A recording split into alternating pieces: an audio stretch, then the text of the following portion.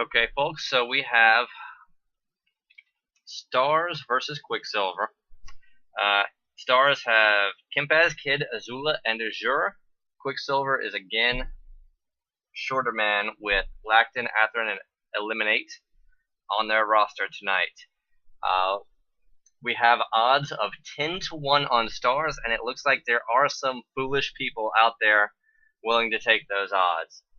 We have 88 eggs bet so far, 77 for the Stars, and 11 for Quicksilver. So that means at least 3 people looked at that lineup and said, yeah, I think Quicksilver might be able to take it. I don't know what to think about that, but let's see if they're right. Spoiler alert, they're not.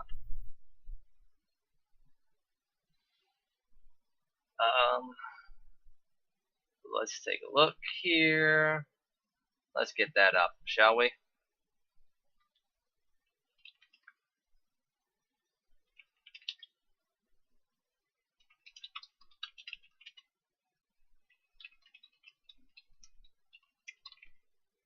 We're now up to 82 eggs on Stars and 11 for Quicksilver.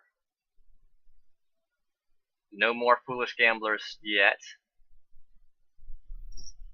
but there's still a little bit of time. Somebody thinks that they can get that big payoff.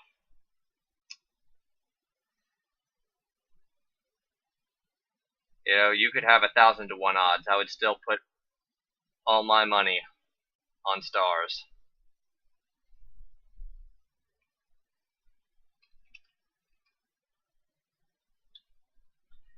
All right, we're out the gate here.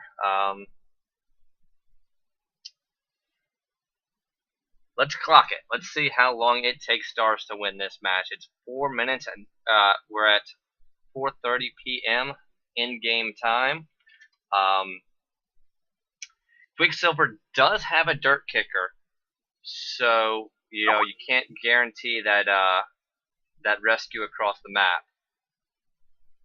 But we'll see. We'll see what happens here.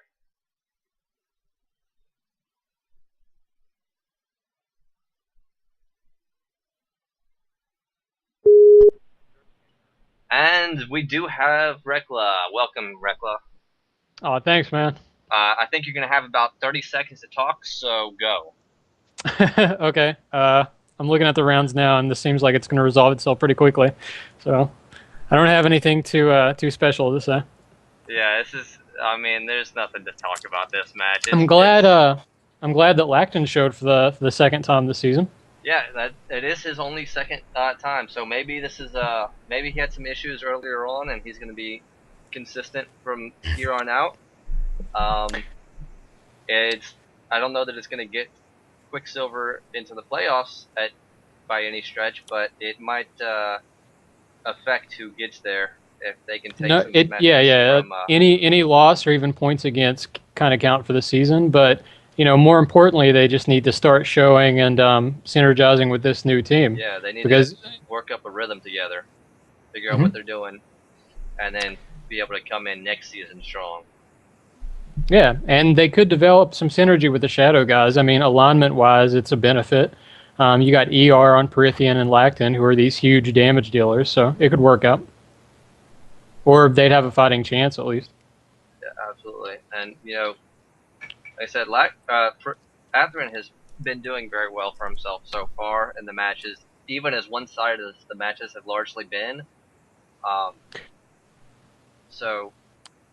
Atheran has been big. They are suffering from the problem, like the human hitter problem, which is that they don't have enough damage output. Like, if you look at every team in the season at this point, you have these big damage dealers. Like, just Galaglass at random. You have Poopji, you have Simiad, and they're gonna. If you looked at that damage calculator earlier, they put up tens of thousands of damage. Yeah, Simiad had that one match with 27,000 damage, which was insane. Yeah, and a lot of that is chain lightning, and a lot of that is NPC posts, but it doesn't matter. That's still a lot of damage output for one individual.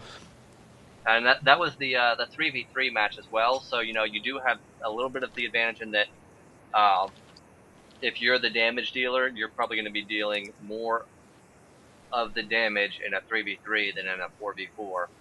You know, there's Absolutely, and if you size it up, you know, there's a bottleneck for healing in 3 versus 3, and there's a bottleneck for damage. So the one thing that Quicksilver does have it going for it is that, you know, Atheran and Ellminaidra can heal all of this DPS. So it's just kind of like a perpetual tug of war where Simiad and Pugji are doing damage, and Atheran and Ellminaidra are healing it. So it's going to look like big numbers on the damage calculator. You can't always go by the calculator for that reason. You have to study the match and see, oh, well, that's why that's happening.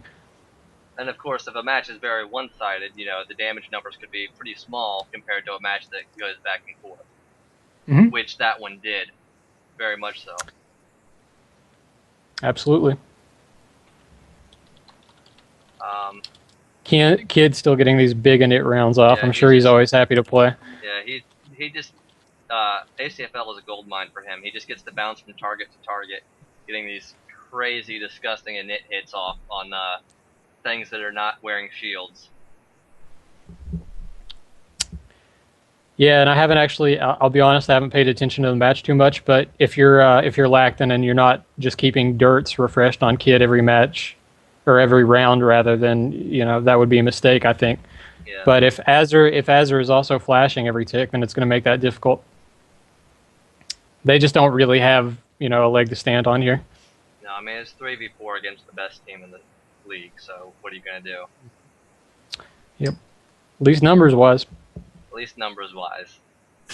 We'll see what happens. That's from a bitter Brutes and Hydra player.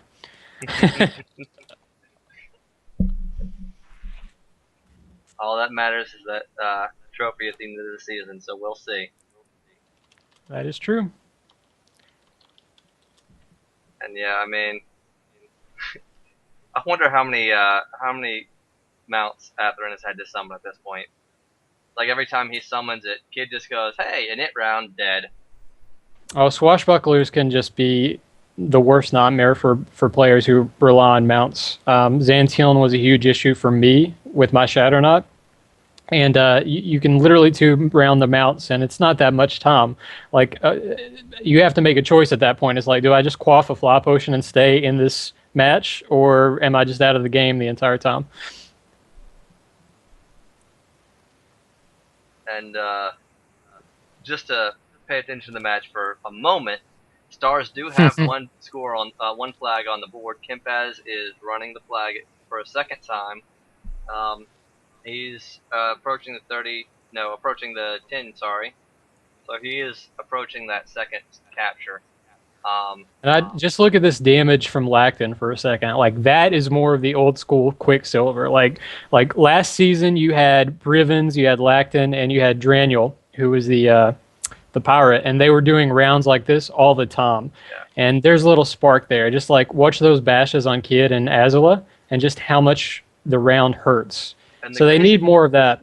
And the crazy thing about Lactan is, you know, he's a Swamic hitter, so he's got, you know, I think he might be boosted. I think most Slayers are boosted, right?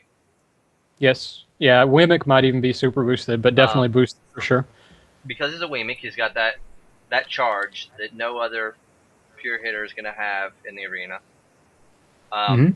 He's got that super boost to work with. And on, you know, he's got the Wimic hitting stats, and then on top of that, every time he kills a dragon, he gets +1 hit, +1 dam, and I think -1 saves. Is that correct? Yes, and I imagine he's a scary character by now because Lactan is probably the most. He's probably killed the most out of any Dragon Slayer. I think it's safe to say. And he's one of the oldest Dragon Slayers, so he is pretty much uncastable, even in the shape that Wimic saves are in. And then on top of that, he has like boost on top of boost on top of boost. Like, it's crazy. Yeah, and just, you know, I think there are only 2 Bakali assassins this match. I don't think Lactan has done it this match. I could be wrong, but one thing that used to be irritating is the for leech brutes, spam. The leech. Yeah, you'd be and you know, assassins don't have as much as the other healer tops, but it was still really irritating. You couldn't do anything with it. Especially when you know, a lot of our strategy revolves around, you know, the ER and stuff. When you rely on that mass healing, with ER, and then you get like leech, and then you have no mana for the entire match. Like no matter what you do, how much regen you stack. Mm-hmm. So it'll be interesting to see if that comes into play against sharks in particular.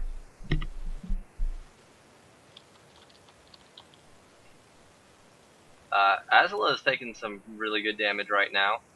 Some unsanked hits from Lactan. Yeah, that looked like that. That's little mistakes, you know, like little mistakes can change the course of things. Like if you remember that Sharks Hydra match, then you know I think Sanctuary fell on Azure, or no, he took a dispel. Okay, so he wasn't lazy, but Sanctuary fell on him. Then Grendel hit him off that, and that was just and that just took like him out of the died. game. And Sharks basically took that one incident, that little incident, and then they turned the whole match around for a few minutes. But I think this is about to end. Kimpaz is at the 20-yard line, and Quicksilver has shown no movement to counter capture or really just dogpile him. So Nah, and they're all hurt. You know, I mean, they're all at this point it would be a stalling tactic, but that's it. and here we go. Kimpaz is gonna get rescued, and he's gonna win. And there it is. There we go. And that's match. So nothing unexpected. It was good to see Lactan join up with the regular showers for this season, and hopefully we can see more of that. You know, if we can get Lactan and Prithian on Quicksilver, then we can see some loft there, just to reinforce the guys who are already showing up every single night and playing the best that they can. Absolutely, and he's such a scary character in ACFL, like in general, but also in ACFL. You know, the combination of saves, charge. He has a very large mana pool for what he is. Yeah, and he also has a hunt, I believe. Yeah, which you know it actually works pretty well in there, believe it or not. Well, when you have it triggered like he does, you know, if you're doing it manually, it's a little slower. Yeah, that's true. That's true. Speaking of triggers, we had another trigger issue. Apparently, Ferg is using triggers because he walked into the arena and automatically engaged on somebody. So that's did another, that's another case. But yeah, if Lactan can start showing up again, start backing up Atheran and Ellminaidra, you know, if Prithian is a little more consistent, or even, you know, Ambrose is an invoker as well. You know, he's not going to be as influential as Prithian, I don't think. And you know, that's yet one more hitter that they would have, or human that they would have on the team. Yeah, that's true. But you know, at least get a full team going. You know, they could take some matches off of. You know, Quicksilver seems to have the same issue that Brutes had in Season 2, which is that they have this big spell damage dealer. You know, Brutes had Exilius, Quicksilver has Prithian, and, you know, I think they had Bayless, and then they had Koei, and those three players were, you know, they did well for Brutes that season, but what happened is, you know, it was consistently a three-person show job, so they could never get enough momentum in the season to do anything. And it looks like Quicksilver is experiencing similar roster issues this year. And that was the season that I was a swashbuckler and ended up dropping a player that didn't show and picking myself up as a swashbuckler just so that we would have a body to throw in the arena.